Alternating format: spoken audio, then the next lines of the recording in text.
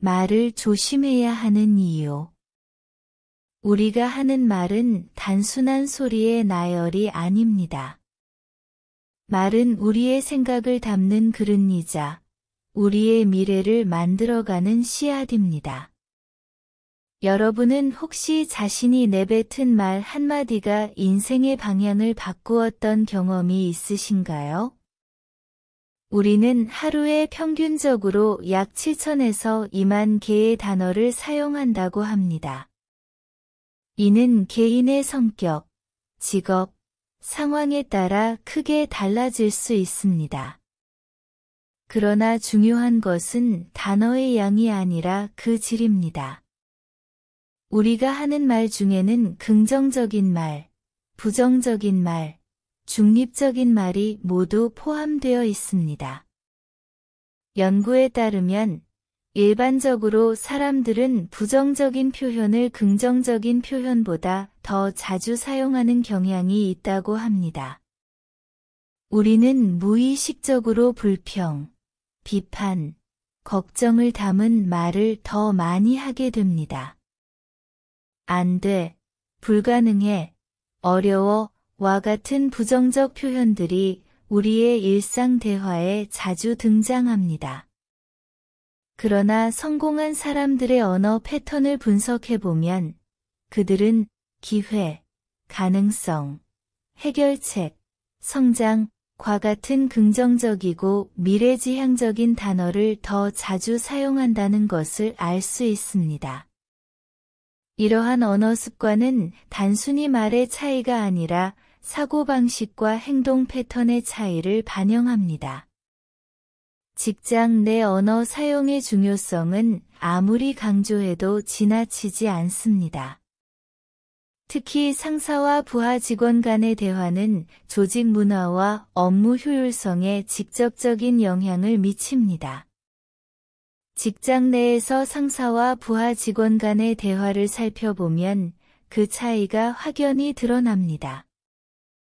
상사가 이런 간단한 일도 제대로 못하나요? 라고 부정적으로 말하는 대신 이 부분은 어떻게 개선할 수 있을까요? 라고 물을 때 직원의 동기부여와 성장 가능성이 크게 달라집니다. 마찬가지로 왜 이렇게 늦게 끝냈어요? 보다는 다음에는 어떤 방식으로 접근하면 더 효율적일지 함께 생각해 봅시다. 라는 표현이 협력적인 문화를 조성합니다. 다른 팀원들은 다 할 수 있는데 당신만 못하네요. 라는 비교 대신 이 프로젝트에서 당신의 강점을 어떻게 활용할 수 있을까요? 라고 물으면 직원의 잠재력을 끌어낼 수 있습니다. 반대로 부하 직원도 상사에게 하는 말에 주의해야 합니다. 그건 불가능합니다. 라고 단정 짓기보다 가능한 방법을 찾아보겠습니다. 라고 말하는 것이 문제 해결 지향적입니다. 저는 그 일을 할 시간이 없어요.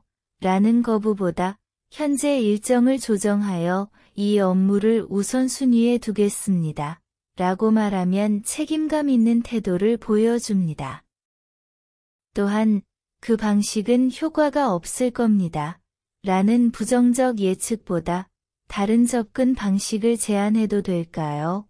라고 대안을 제시하는 것이 건설적인 소통 방식입니다. 말투와 어조 또한 중요합니다. 같은 내용이라도 어떤 톤으로 전달하느냐에 따라 상대방의 수용도가 크게 달라집니다. 존중과 배려가 담긴 어조는 어려운 피드백도 건설적으로 받아들이게 합니다. 한국의 유명 인사들도 말의 중요성을 강조하는 사례가 많습니다.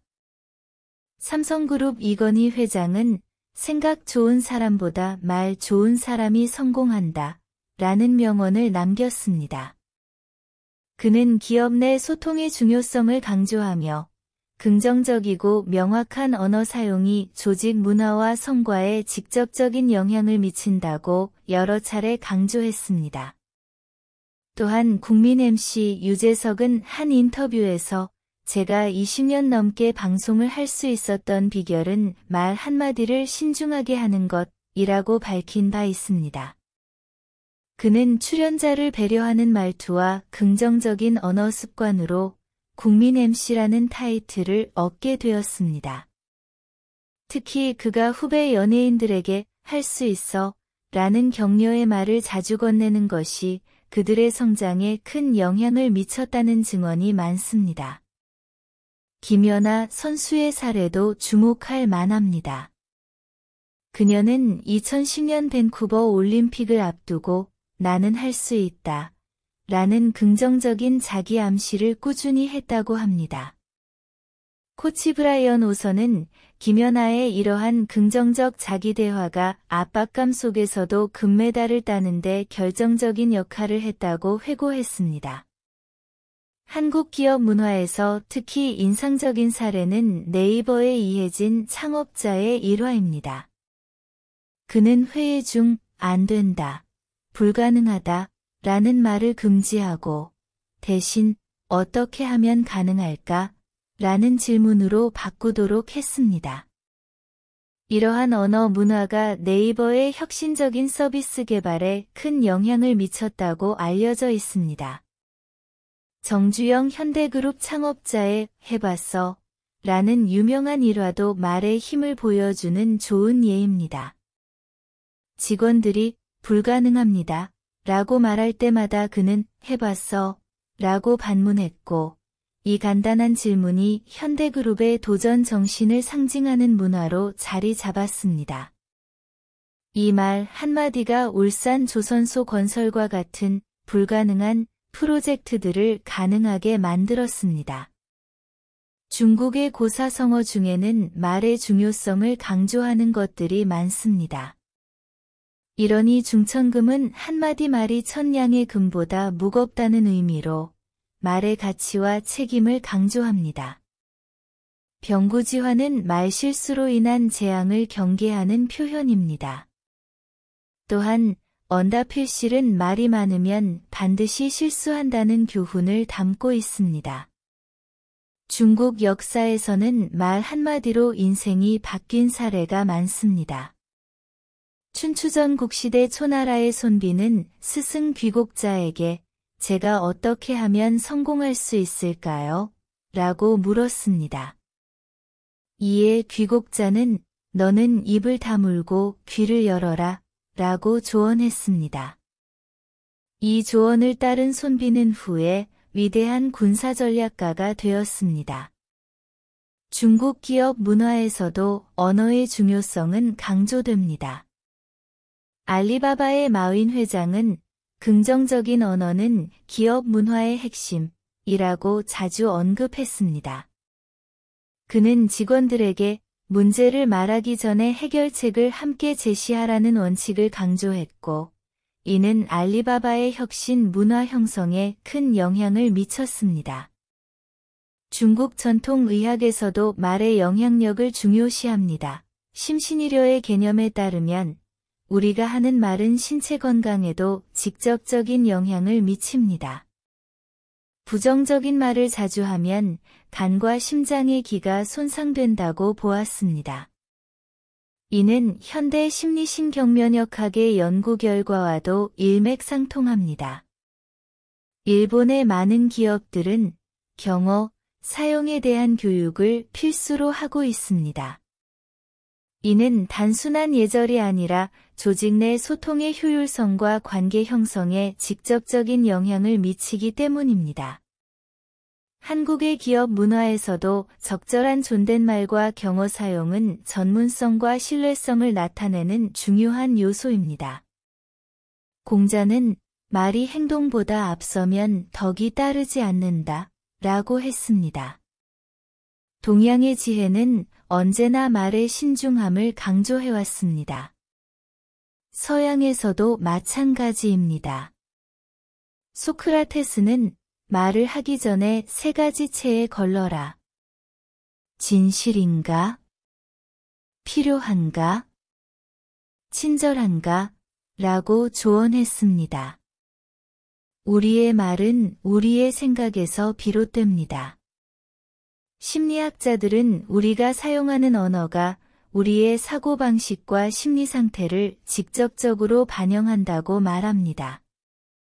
부정적인 말을 자주 사용하는 사람은 실제로 부정적인 사고 회로가 강화되어 삶의 모든 면에서 부정적인 결과를 더 많이 경험하게 됩니다. 특히 경제적 성공을 원한다면 말의 중요성은 더욱 커집니다. 워렌 버핏은 자신을 둘러싼 5명의 평균이 곧 자신이 된다고 했습니다. 부를 창출하는 사람들은 풍요와 기회, 가능성에 대해 이야기합니다. 그들은 할 수 없어가 아닌 어떻게 하면 될까? 라는 질문을 던집니다. 이러한 언어 습관이 실제로 기회를 끌어당기는 자석이 됩니다. 일본의 저명한 기업가 마쓰시타 고노스케는 말은 에너지다. 긍정적인 말은 긍정적인 에너지를, 부정적인 말은 부정적인 에너지를 만든다고 했습니다. 우리가 내뱉는 말은 단순히 공기 중에 사라지는 것이 아니라 우리 주변의 환경과 관계를 형성하는 실체가 됩니다. 말을 조심하는 것은 단순히 예의의 문제가 아닙니다. 그것은 자신의 인생을 디자인하는 가장 강력한 도구를 현명하게 사용하는 지혜입니다. 오늘 여러분이 하는 말이 내일의 현실이 됩니다. 그러므로 말을 할 때는 항상 신중하게, 그리고 자신이 원하는 미래를 그리며 말해야 합니다.